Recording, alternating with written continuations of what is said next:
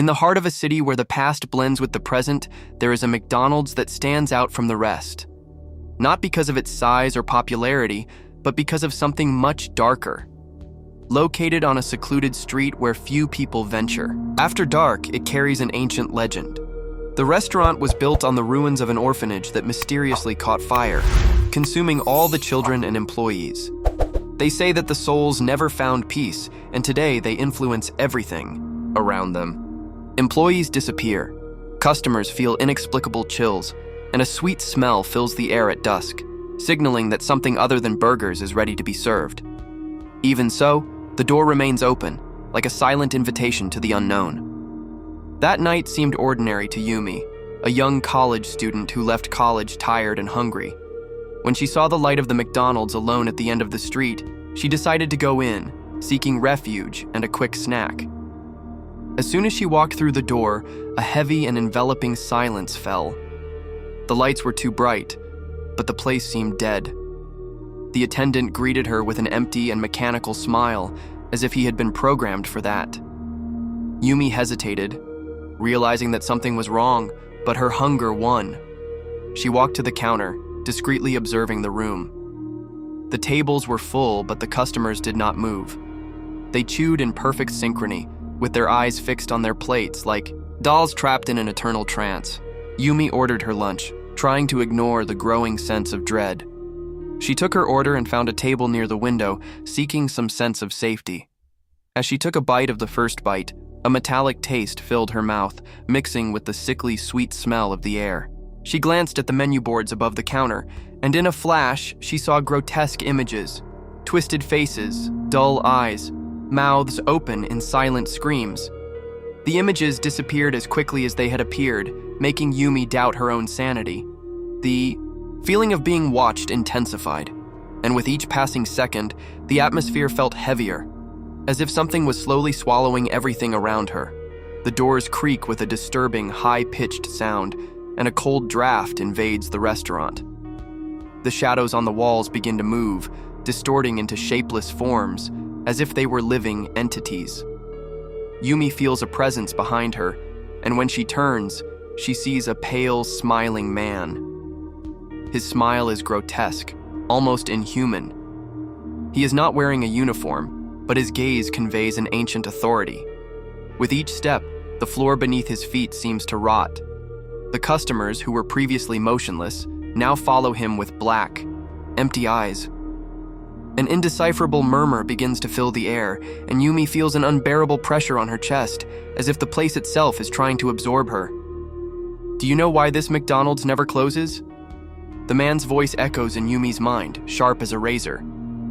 Because it doesn't need to. Those who come in never leave. Terror paralyzes Yumi, who tries to move, but it's as if her body is trapped in cement. The walls begin to contort. The space around her loses all logic. The windows no longer show the street, but an ultraviolet filter full of floating eyes that watch her hungrily. The restaurant transforms before her eyes. It is no longer a place to eat, but a portal to a dimension made of pain and oblivion. Yumi understands then that she is trapped, and that time, inside there, no longer exists. Behind the counter, creatures begin to emerge from the shadows. Pale, deformed beings, carrying trays that plan to pulse as if they were made of living flesh. They murmur ancient words, invoking forces beyond human comprehension. Yumi feels her, memories being ripped away, as if each memory is being devoured one by one. She screams, but her voice is swallowed up by the dense, suffocating atmosphere.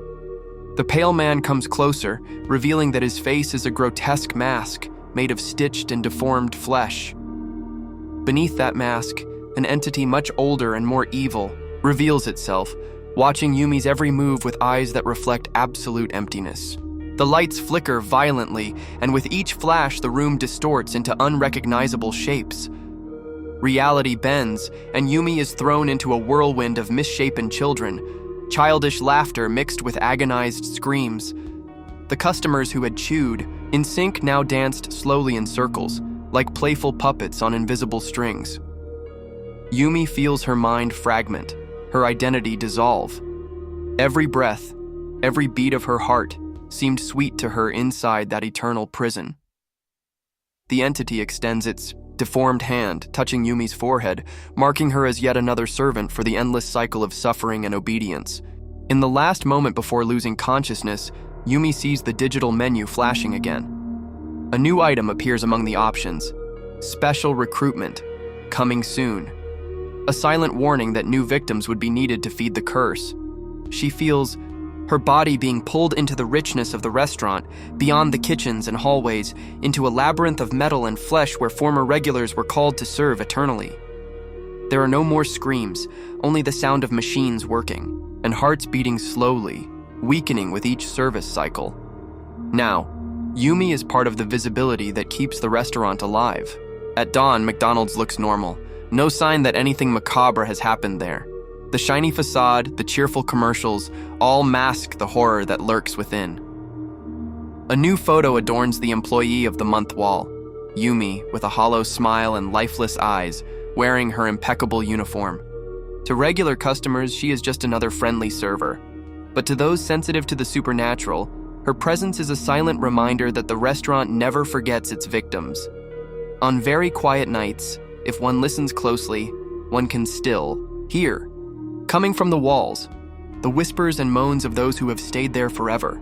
And so the cycle begins again. The isolated McDonald's continues to operate night after night, luring unsuspecting souls with its promise of comfort and fast food. Each customer is satisfied by their gluttony, but with their soul trapped in every bite. If you liked the video, subscribe to the channel, leave your like and activate notifications so you don't miss the next story.